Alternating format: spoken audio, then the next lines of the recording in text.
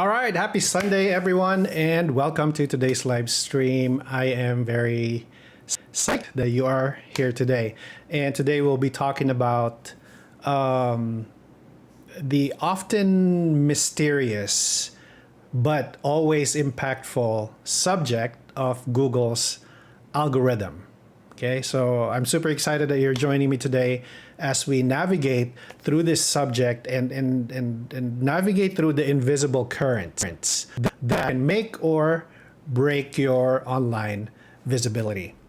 So first and foremost, let's get something straight, okay? So Google algorithm, what is it exactly? So in the simplest terms, it's a complex system used by Google to retrieve data from its search index and also to deliver the most accurate and the most relevant results whenever you do someone does a search online. So it uses hundreds of factors to decide the order of the search results. And that's why if you've been following Google or SEO, you know it's always a race to page one, right? And not just page one, it's a race to the top part of page one of Google results. But don't worry, we're not going to go super crazy into all these complicated algorithms today. But instead, we want to focus on the aspects that most influence local searches, an important role that user-generated content plays in this game. Okay, so let's step into the world of Google's algorithm. Now, Google's algorithm is like a set of instructions for a chef. Okay, so just like how a chef uses a recipe to decide which ingredients to use and how much. Okay, Google's algorithm uses hundreds of factors to decide which web pages to show and in what order after somebody does a search. Okay, now just as every chef has their secret ingredient, Google also has its own secret ingredient known as ranking signals. Okay, and we can think of these signals like the spices or seasonings in a dish. Okay, so you might not be able to taste each one individually, right? If a dish has like paprika or I don't know, whatever spice it's in there, you might not be able to taste each of those spices individually, but together, once the dish comes out, they make a big difference when it comes to the final flavor of that dish. So similarly, Google's ranking signals range from the specific words on a website or the freshness of its content to the number of other prominent websites linked back to it, and even a user's geographic location. And one such ranking signal that Google has been increasingly valuing is user-generated content, or UCG. UCG can include reviews, comments, or any other form of content that users other than the owner contribute to that site or to that page or wherever it is on the internet. And this is where we're going to be focusing today. So imagine Google is a discerning customer at a restaurant, okay? This customer doesn't want to just trust the restaurant's word that their food is good. So they want to hear it from other diners, and it's the same thing with us, right? We always value reviews because with that review or a set or collection of reviews, that's what other people think about that place. So we value their comments even more than just a restaurant saying, "Oh, we have the best food in wherever." Okay, so that's precisely how Google views UGC or user-generated content. It's like online reviews, right? It sees them as validation that a business is credible and trustworthy. Now you might be asking, why are we talking about this? Well, understanding Google's algorithm is super important because it determines how easy or how difficult it is for potential customers to find your business online. Okay, if you can understand the basics and implement certain practices, you can work in harmony with Google's algorithm instead of being just left behind, right? And not knowing what does it take to be on Google's first page. So today we're going to discover how Google uses local search results to reward a business and how user-generated content can play a big part in boosting your online visibility. So it might sound complex, but I promise you it's a lot simpler than you think, and we're gonna hash this out today. So grab your notepad, settle in, and we're gonna go ahead and demystify Google's algorithm together. All right, so now that we've established what Google's algorithm means, let's dive into how local searches play a vital role in this algorithm. So when I say local searches, I'm referring to searches that include specific locations. For example, when somebody searches coffee shops in Austin or plumbers near me, right? Google's algorithm takes these search terms and delivers results that are most relevant to their geographic area. So the results you see, they aren't just random, right? So if I say I'm looking for plumbers near me, it's not going to show me plumbers from the next state or even from the next, like a faraway city, right? These are not random results. They are carefully calculated by Google's algorithm using several local search factors. So including proximity, relevance, and prominence. And we'll talk about what do these three means, right? So proximity, simply put, is how close your business is to the person searching for those keywords, right? Google wants to provide users with options that are convenient. So proximity plays a big role in local searches. But remember, it's not the only factor. That's just one. The second is relevance. How well does your business match the user's search, right? So if a user is searching for, I don't know, a bakery, but you're a butcher shop, even if you're next door to the person that's searching, you're not going to appear in their search results, right? Because again, relevancy is key here. If someone's searching for X kind of business, then those are the type of business that's going to show up. And then third is prominence, okay? This is where your business reputation comes into play, right?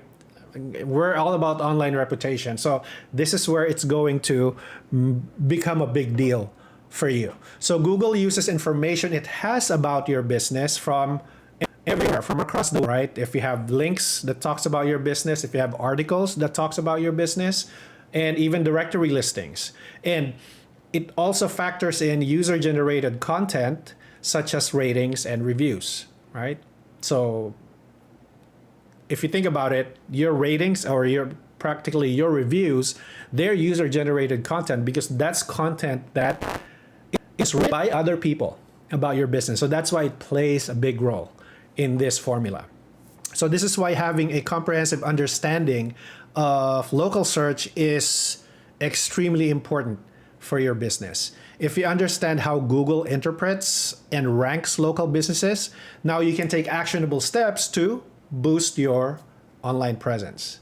So one item for you today or this week is to perform a quick search of your business type in your local area and see where you rank, right? So if you're a dentist in Dallas, Texas, type of search dentist in Dallas, right? And see where you fall in. See at which page or at which section of the page Google shows your business.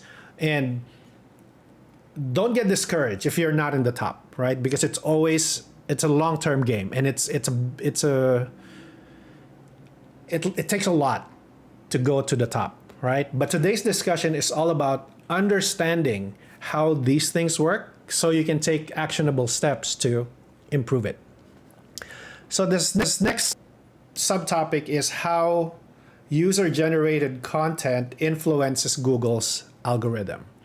So this is the heart of the matter, right? User-generated content, or as we're going to call it, it's just a mouthful. So we're going to call, from here on, we're going to call it out as UGC, okay? So UGC includes ratings, reviews, comments from your customers, or in other words, it's your audience talking about you on the internet. Now, why should you care about UGC? Well, here's a fact that might surprise you. Google's algorithm pays close attention to UGC, okay? And yes, UGC is an integral part of how Google calculates your local search ranking. So you have to consider this. Okay, when someone leaves a review for your business, they're not only rating their experience, but they're also likely using keywords related to your business and location. So if you look at your reviews, look at the words that they're saying, right? The sentiment. Look at what they're saying. It's like, and those keywords play a very important part, right? So for example, you are a bakery, right? And you are a bakery that maybe sells gluten-free cookies, okay? So maybe on your website, it says gluten-free, right? That's just one signal. But if the reviews that you get from your customers have words, this is the best gluten-free cookies ever, right? Or we really love the gluten-free cookies in this ABC bakery. So now that term gluten-free cookies or gluten-free now ranks a little bit higher, right? Because there are those keywords that are on the user-generated content that's outside of what you as the website owner writes on your website, right? So Google factors these in, okay? So this is when these keywords become incredibly valuable data points for Google's algorithm. So the more keyword-rich reviews you have, the more likely Google's algorithm will associate these keywords to your business. Now, when someone is now searching the best gluten-free cookies, guess what Google's going to remember? Oh, I remember this AB bakery has like 5 reviews that says gluten-free cookies. Now you become more relevant in Google's eyes, right? So that's just how it works. Lastly, Google looks at the frequency and recency of your reviews. So that's why regularly receiving reviews indicates that your business is active and it's interacting with their customers. And it's a plus in Google's book or in Google's algorithm. So one action item you can do today is take a moment to read through your Google reviews and find the pattern. Are there any recurring keywords? Because these are clues to what Google associates with your business, right? And I hope this is not the case, but inversely, if you have a business online and there's a lot of negative reviews and it says specific keyword, right? Let's say you're a gardener, for example, and on all your reviews it says, oh, this is late. This gardener is always late. This is a gardener is always behind schedule, right? So what happens is Google associates your business as someone who is never on time. So if somebody searches for a gardener that is punctual, guess what? You're not going to be up there, right? So it goes both ways, not just on positive, but also negative reviews. So look at your reviews, right? Look at the common patterns, look at the common keywords. Are there any keywords that you wish were there, but they're not? So these insights can help you strategize about how to encourage more keyword-rich reviews from your customers. Okay, so by now we've established that UGC is critical in influencing Google's algorithm. So how do we now harness this potential? How do we get our customer to leave these gold nuggets of UGC for your business? Well, first, you need to create a Google My Business profile. And if you don't have this already, it's super easy. You can just go to Google My Business or Google Business Profile. I guess that's how they call it now. It's not My Business anymore. Google, search Google Business Profile, and it will show you how to create it if you don't have one, okay? And this is your primary platform for garnering Google reviews, and it's free, okay? And all you need to do is just verify and make sure Google knows that you are a legitimate business. And secondly, encourage your customers to leave reviews. It sounds simple, right? But you'd be surprised how businesses neglect this step. And this is the first step, is encouraging customers to leave reviews, but that's normally when they give up. They don't even bother, a lot of businesses. Okay, so make it a habit to request for reviews after a transaction, after a visit, or follow-up emails. Okay, and remember, don't incentivize. A lot. I talked to, not a lot, but several people about this. What they want to do is they want to get more reviews, so they want to incentivize people. They want to pay people to leave a review. You don't want to do that, because Google doesn't take kindly to that kind of approach. Google wants genuine reviews. Okay, so that's what you are after. And next, make sure you are engaging with your reviews. So respond to every review that you receive, both positive and negative. And this not only shows Google that you're active, but it also conveys to customers that their voices are heard and valued. Okay, and remember those keywords that we talked about earlier? Guide your customers to leave keyword-rich reviews.